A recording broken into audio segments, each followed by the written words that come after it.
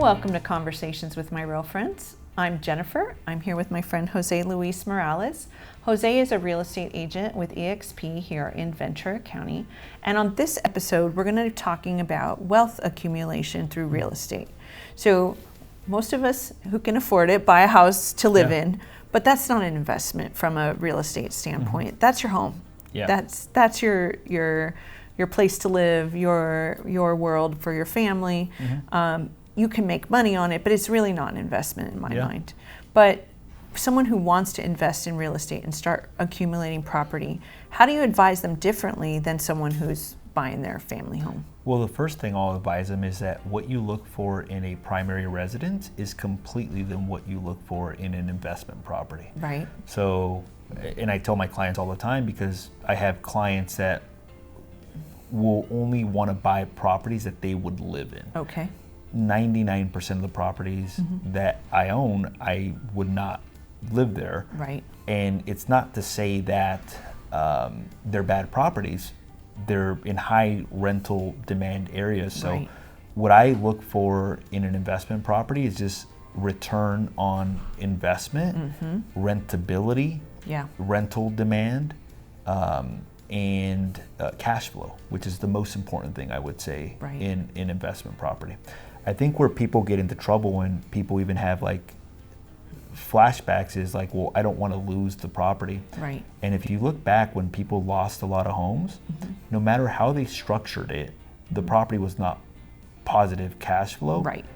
Because once the adjustable rate adjusted, it would have been negative cash flow. So it's so much harder to keep a property long term if you're having to put money out of pocket every single month. So what I did very early on in my career, I learned this principle of cash flow, and I started looking for properties and areas that provided positive cash flow.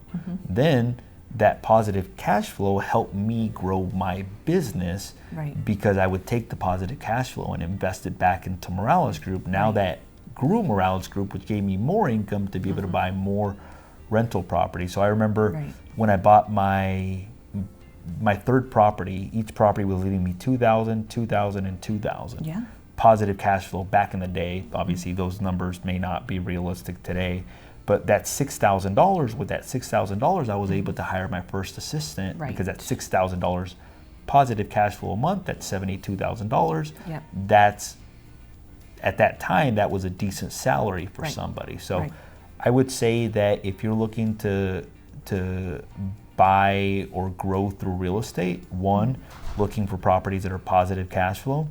Number two, understanding that properties have more benefits than cash flow. So it's not only a cash flow perspective, that's a main criteria, but there's also tax incentives as well too. Right. I didn't know about this. I bought an apartment building in 2019. It's a 25 unit. I didn't understand depreciation, and I had already been in the business for 8 years. Right. And then I was introduced to a concept called bonus depreciation. Right.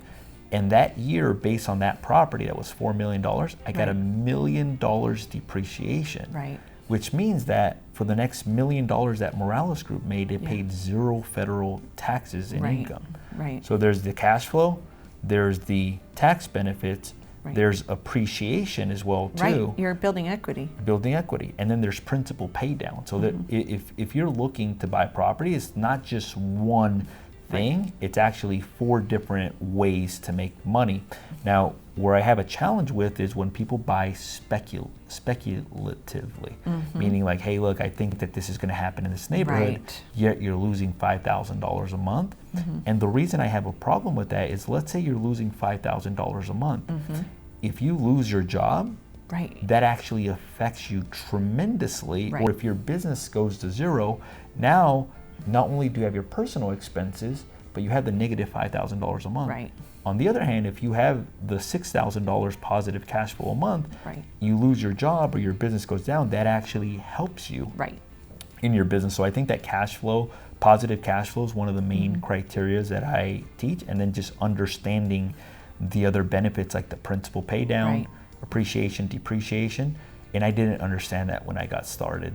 And that was like big. Yeah, maximizing all of the benefits of a real estate investment.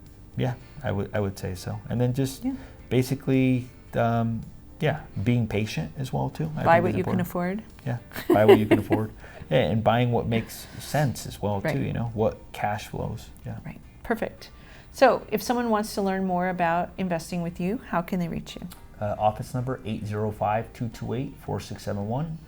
Email mrg@moralesregroup.com, and then my Instagram, which is Jose Luis Morales.